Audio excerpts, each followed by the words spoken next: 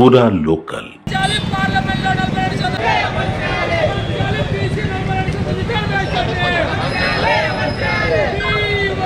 చట్టం చేయలేని బీజేపీ బంద్లో పాల్గొనడం, బీసీలను మోసం చేస్తున్న రిజర్వేషన్లు అమలు చేసేంత వరకు బీసీలను మోసం చేస్తున్న బీసీల పట్ల బీజేపీ మండి వైఖరి అమలు చేయాలి. బీసీలకు 42% రిజర్వేషన్లను వెంటనే కామారెడ్డి బీసీ డిక్లరేషన్ మేము ఏదైతే ఆనాడు అధికారంలో లేనప్పుడు ప్రకటించినామో రాహుల్ గాంధీ గారి సమక్షంలో, ఆనాటి పిసిసి అధ్యక్షుడు రేవంత్ రెడ్డి గారి సమక్షంలో ప్రజలకు ఇచ్చిన మాట ప్రకారం రాష్ట్రంలో అధికారంకి వచ్చిన తర్వాత ఇచ్చిన మాటను నెరవేర్చడం కోసం ఖచ్చితంగా చిత్తశుద్ధితోటి ముఖ్యమంత్రి రేవంత్ రెడ్డి గారి నాయకత్వంలో పిసిసి అధ్యక్షులు మహేష్ కుమార్ గౌడ్ గారి నేతృత్వంలో దీన్ని పూర్తి స్థాయిలో చిత్తశుద్ధితోటి ఈరోజు బీసీ 42% సంబంధించిన రిజర్వేషన్ విషయంలో రాష్ట్ర అసెంబ్లీ శాసనసభలో బిల్లు ప్రవేశపెట్టడం కాకుండా రాష్ట్ర ప్రభుత్వం చేయాల్సిన ప్రక్రియ అంతా కూడా పూర్తి చేసినాం. ఇది గవర్నర్కి ఆర్డినెన్స్ కోసం పంపితే దాన్ని తొక్కిపెట్టారు. అదేవిధంగా రాష్ట్రపతి ద్వారా దీని మరి అపాయింట్మెంట్ తీసుకొని దీని మీద చర్చించాలంటే భారతీయ జనతా పార్టీ మోకాలు అడ్డుతూ ఉంది. కేంద్రంలో చట్టం చేయడానికి అడ్డు తగులుతూ ఉంది. కాబట్టి ఈరోజు బీజేపీ వైఖరికి నిరసనగా ఈరోజు బీసీ సంఘాలతో పాటు కాంగ్రెస్ పార్టీ ధర్నా బంద్ చేస్తూ ఉన్నాం, బంద్లో పాల్గొంటూ ఉన్నాం. ఇప్పటికైనా చెప్తా ఉన్నాం, మీ చిత్తశుద్ధిని ప్రదర్శించమని.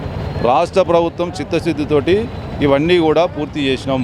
మీకేమాత్రం చిత్తశుద్ధి ఉన్నా ఇక్కడ ఉన్నటువంటి స్థానిక మా నాయకుడు కూడా మరి బీసీ బిడ్డ, భారతీయ జనతా పార్టీకి సంబంధించినటువంటి నాయకుడు ఇక్కడ బీసీ బిడ్డగా ఉన్నాడు. మరి వీరు దీని మీద పోరాటం చేయమని చెప్పి చెప్తా ఉన్నాం.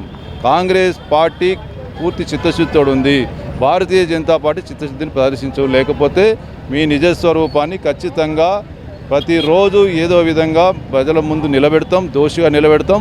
మీరు కనుక ఈ బిల్లుని ఇట్లే ఆపితే ప్రజలకు ముందు మీరు దోషులు కాబోతూ ఉన్నారు. ఖచ్చితంగా కర్రు కాల్చి వాత పెట్టరు దగ్గరలో ఉంది. బీజేపీ వైఖరి మార్చుకోవాలని చెప్పి హెచ్చరిస్తా ఉన్నాం. ఈరోజు తెలంగాణ రాష్ట్రంలో బీసీలకు 42% రిజర్వేషన్లు కల్పించాలని చెప్పేసి బీసీ సంఘాలు, అదేవిధంగా భారత కమ్యూనిస్ట్ పార్టీ ఆధ్వర్యంలో ఈరోజు బంద్కు పిలుపునియడం జరిగింది. ఈ బంద్కు తెలంగాణలో ఉన్నటువంటి ఈరోజు తెలంగాణ రాష్ట్రంలో బీసీలకు 42% రిజర్వేషన్లు కల్పించాలని చెప్పేసి బీసీ సంఘాలు, అదేవిధంగా భారత కమ్యూనిస్ట్ పార్టీ ఆధ్వర్యంలో ఈరోజు బంద్కు పిలుపునియడం జరిగింది. ఈ బంద్కు తెలంగాణలో ఉన్నటువంటి ప్రజానికం స్వచ్ఛందంగా సహకరిస్తూ ఉన్నది, వారికి మా కృతజ్ఞతలు. అదేవిధంగా కొన్ని కార్పొరేట్ శక్తులు బంద్ను విఘాతం కల్పిస్తూ ఉంటే మేము భారత కమ్యూనిస్ట్ పార్టీగా మేము బంద్ చేయించడం జరిగింది. బీసీలకు తెలంగాణలో 42% రిజర్వేషన్లు కల్పించాలని చెప్పేసి కాంగ్రెస్ పార్టీ జీవో తీసుకురావడం, దాన్ని 9వ షెడ్యూల్లో రాజ్యాంగంలో సవరణ చేసి ఆమోదించుకోవాల్సిన అవసరం ఉన్న పక్షంలో బీఆర్ఎస్ బీజేపీలు ఇవాళ ఒక పొలిటికల్ డ్రామా ఆడుతూ ఉన్నాయి. దాన్ని అడ్డుకోవడానికి చెప్పేసి మేము ఎప్పటికీ పోరాటాలు నిర్వహించడానికి మేము ముందుంటాం. ఈరోజు ఇక్కడికి రోడ్లపైకి వచ్చినటువంటి బీఆర్ఎస్ బీజేపీ నాయకులు కేంద్రంలో ఉన్నటువంటి బీజేపీ ప్రభుత్వ మెడలు వంచి బీసీ బిల్లును ఆమోదించే దిశగా వాళ్ళు ప్రయత్నం చేయాలి తప్ప ఇలా రోడ్లపైనేమో బీసీలకు మద్దతు. బీసీ జేఏసీ ఇచ్చినటువంటి బంద్ సంపూర్ణంగా విజయవంతమైంది.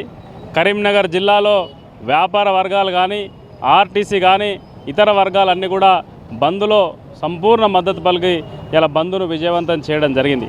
కానీ ఒక విషయం ఏంటంటే ఈరోజు హంతకులే సంతాప సభలు చేస్తున్నట్టుంది. ఎందుకంటే ఈరోజు అసెంబ్లీలో బిల్లు వాళ్ళే చేస్తారు, ఆర్డినెన్స్ వాళ్ళే చేస్తారు, అదేవిధంగా జీవో వాళ్ళే ఇస్తారు. మళ్ళీ ఆర్డినెన్స్ ఇచ్చిన వాళ్ళు, జీవో ఇచ్చిన వాళ్ళు, బిల్లులు తెచ్చిన వాళ్ళు అదే మాధవరెడ్డి ద్వారా కోర్టుకు పంపి కేసులు వేయించి బీసీ రిజర్వేషన్ ఆపుతారు. అంటే హంతకులే సంతాప సభలు ఈ తెలంగాణలో జరుగుతూ ఉంది. ఇవంతా కూడా తతంగాన్ని భారతీయ జనతా పార్టీ చూస్తుంది. భారతీయ జనతా పార్టీ దగ్గర బిల్లు ఉంది, గవర్నర్ పంపితే గవర్నర్ ద్వారా రాష్ట్రపతికి వచ్చింది. మరి ఈరోజు బీసీలకు న్యాయంగా చట్టబద్ధంగా 42% రిజర్వేషన్ ఇవ్వాలని చెప్పి భారతీయ జనతా పార్టీ కనుక అనుకుంటే మీ గవర్నర్ ద్వారా ఆమోదం ఎందుకు తెలిపియలేదు?